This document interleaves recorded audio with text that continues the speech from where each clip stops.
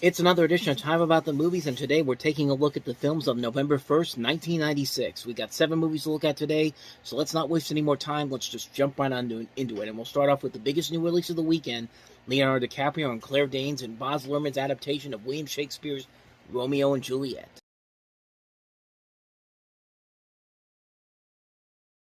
So the idea of Romeo and Juliet being modernized for a new generation is not a crazy idea. It's not something new or unique or interesting.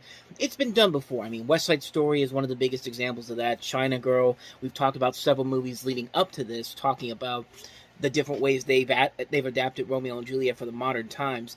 So why does this one stand out the most? Well, I think mostly because of its director, Baz Luhrmann. This is one of the films that kind of pushed him into more of a well-known director. He had been already known as an established director thanks to his work with Strictly Ballroom 4 years prior, but this was the film that really got people into the world of Baz Luhrmann, to get the recognition that he would eventually become known for. And I was really surprised at how much I enjoyed this movie. I would like him as a director, but I've only liked a couple of movies he's made. I mean, I've not been the biggest fan of stuff like what was the one I didn't like? Australia, which I thought started off strong, but the second half kind of really tapered off. I really did not like Elvis. I know a lot of people did, but I really did not like that one. But I like Moulin Rouge. I like The Great Gatsby, too. And I really like this one, too. I like the different take it takes on Romeo and Juliet. I mean, like I said, it's not a new idea. Taking the story and putting it in modern times, but the way they do it here, the way they kind of stylize it with the visuals and the way it's presented, I think it works really well here, and it's helped by having a strong cast on here. Like, not only Leonardo DiCaprio and Claire Danes, but you have Brian Dennehy, Rachel's mom from Friends, Christina Pickles from Say It Elsewhere, Dash Mahook, Jesse Bradford, Jamie Kennedy, Paul Sorvino, Diane Verona, John Leguizamo, Miriam Margolyes, Harold Perrineau, Pete Postlethwaite, Paul Rudd, Vaughn Curtis Hall, M. Emmett Walsh. I mean, this is a strong cast, and they do a phenomenal job working with this material here. And you really do buy into the chemistry between Romeo and Juliet in here. Like, that's kind of the purpose of the story. Like, you're supposed to follow their relationship, and you're supposed to get invested in their relationship. But we know it's going to end tragically, and yes, it does end tragically. Like, it doesn't pull a happy ending out of its ass. It just gives you the straight, honest truth about what happens in the story. And yeah, it's stuff you've seen before, but the way it's presented here, I have to give them credit for the way they handled this story. It's a very unique twist on the story. It's very unusual. It's very impressive how they did it. It's a really amazing film. Like, I was really surprised at how much I enjoyed this movie a whole lot. I thought maybe I'd like it for nostalgic sakes, but I think it is overall a really solid adaptation of the story. It plays well for the MTV generation, but at the same time, it presents a new, unique twist on the story that is real. Yeah, we've seen it done before, but the way it's presented here, it works because of the actors' commitment to the roles here. Like, everybody in here does a really fantastic job in this movie. I mean, I can't recommend this one enough. If you love Baz Luhrmann's work, it's kind of recommended to watch Romeo and Juliet. And I think you watch it, and you will see why these people, some of the younger actors in here, went on to become the great actors that we know them for today. I mean, what more can I say? William Shakespeare's Romeo and Juliet, a pretty damn good movie. So with that said, on to the next movie, and that is Bill Murray in Larger Than Life.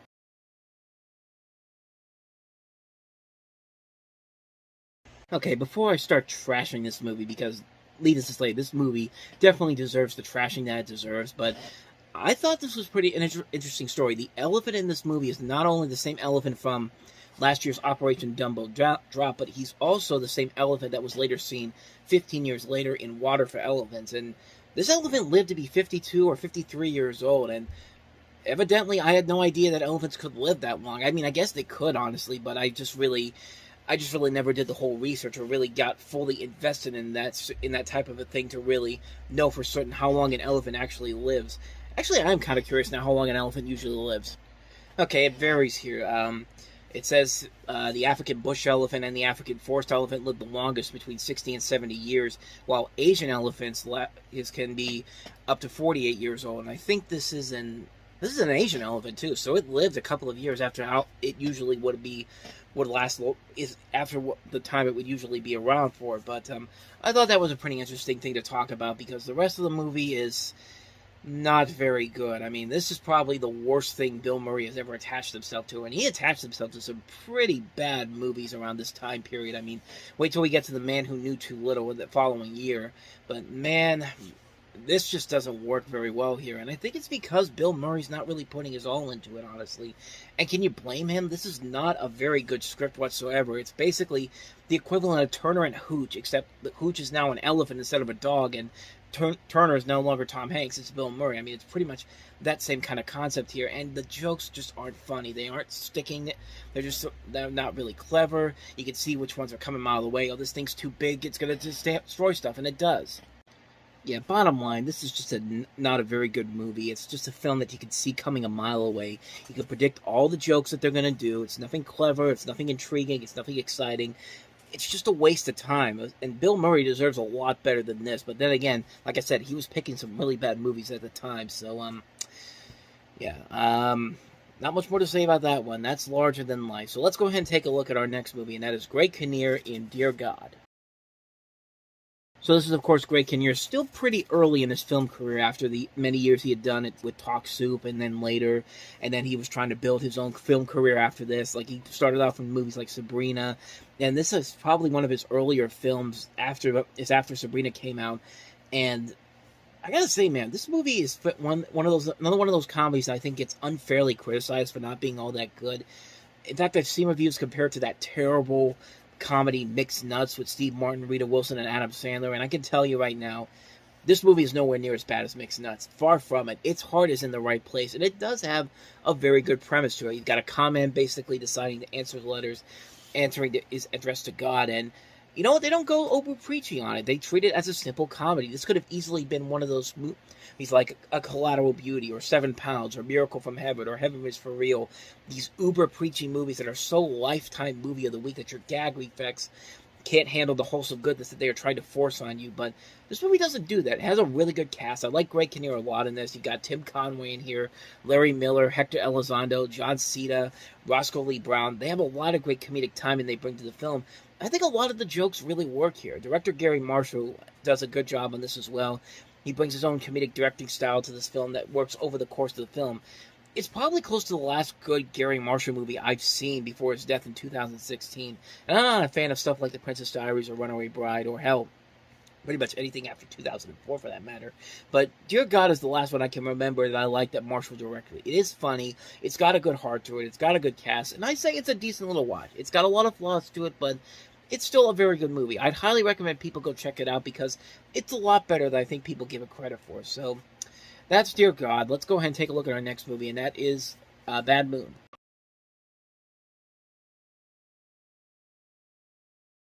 It's not a good movie, and what would you expect from the same director that gave us Body Parts, which had a cool concept to it, but bad execution overall. This is just bad altogether. I mean, this is a terrible movie. Mariel Hemingway is not trying it at all. The scare factor here is not that good at all. The visuals are terrible in this. This has some really bad special effects, which, for a werewolf movie, you need the best damn special effects you can get to make this look incredible. I mean, American Werewolf in London, The Howling, those movies. But this is just terrible. It's not scary.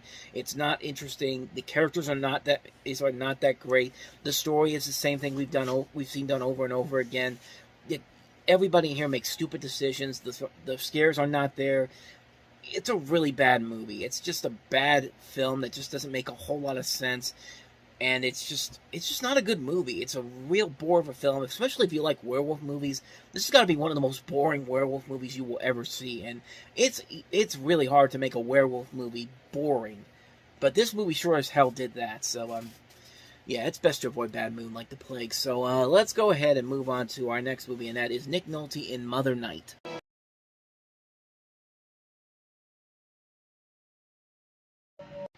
So this is based off of a Kurt Vonnegut novel of the same name. You've got Nick Nolte playing an American who's moved his family to Germany after World War I and goes on to become a successful German-language playwright. But as World War II looms, he meets a man who claims to be from the United States Department of War. He's recruited to spy for the U.S., transmitting Nazi propaganda containing hidden messages that can only be decoded by Allied intelligence. And after the war, he relocates to New York City, where He attempts to live in obscurity since the U.S. government keeps his true wartime role a closely guarded secret. He's forced to live under assumed identity, and it's narrated by Campbell through a series of flashbacks as he sits in this jail cell in Israel, writing his memoirs and awaiting trial for war crimes. I never read the book this is based off of. I never even saw this movie before, but I mean, it's got a pretty good cast to it. Nick Nolte, Cheryl Lee from Twin Peaks, John Goodman, Kirsten Dunst, Alan Arkin, Frankie Faison, Vonnegut himself even shows up in here. It's really all I know about this movie. I don't really know if it's any good or not. I've never read the book, like I said. I can't say if it's good or not, but the cast definitely has a lot of promise to it. I also find it interesting that the writer of this is also the main writer for Curb Your Enthusiasm, Robert B. Wide, which I'm sure there's no connection to that in this, but you never know, could be something. But yeah, I got nothing else for you on that one. That's Mother Night. So let's go ahead and take a look at the next film, and that is The Funeral.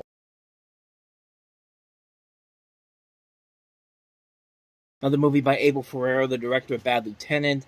Don't really know much about this one because I never saw this one before, but you see the cast there. Christopher Walken, Chris Penn, Annabella Sciorra, Isabella Rossellini, Vincent Gallo, Benicio del Toro, Gretchen Mol. It concerns the funeral of one of the three brothers in a family of gangsters in 1930s New York. It depicts the past of the brothers and their families through a series of flashbacks. I get the feeling this was trying to be Abel Ferrara's attempt at trying to create a new Godfather. They were trying to do a lot of these around this time period. One of the more notable ones was Mario Puzo's The Last Dawn, which was a TV miniseries that aired on CBS, I think, around the same time period. But I don't know. It could be that, or it could not be that whatsoever. But I've never seen this movie, so I don't really know if it's any good or not. But the cast is pretty good enough. I mean, Abel Ferrara's a good director too, so there's a good chance that there might be something here. But as far as I know, there's nothing that I know about it right now because I haven't seen it. So. That's The Funeral. So let's go ahead and take a look at the last movie we have here, and that is Unhook the Stars.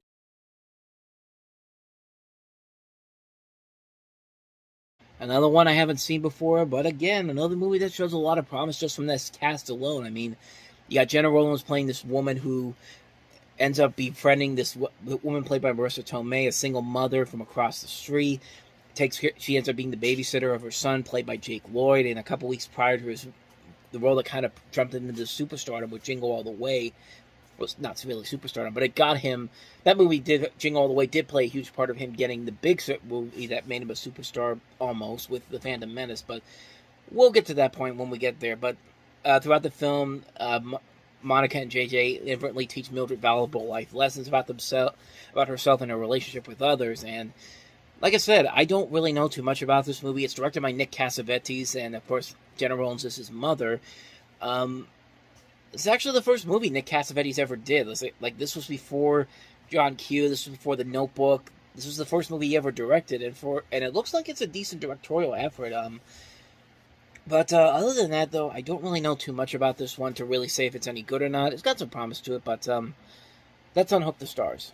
So with that said, that wraps up another edition of Time About the Movies. Next time we meet, we'll take a look at 5 movies, including Mel Gibson starring in Ron Howard's Ransom, Set It Off, F. Gary Gray's follow-up to Friday, Hulk Hogan in the infamous Christmas comedy Santa with Muscles, also The Secret Agent, and Breathing Room. So 5 movies to look at overall.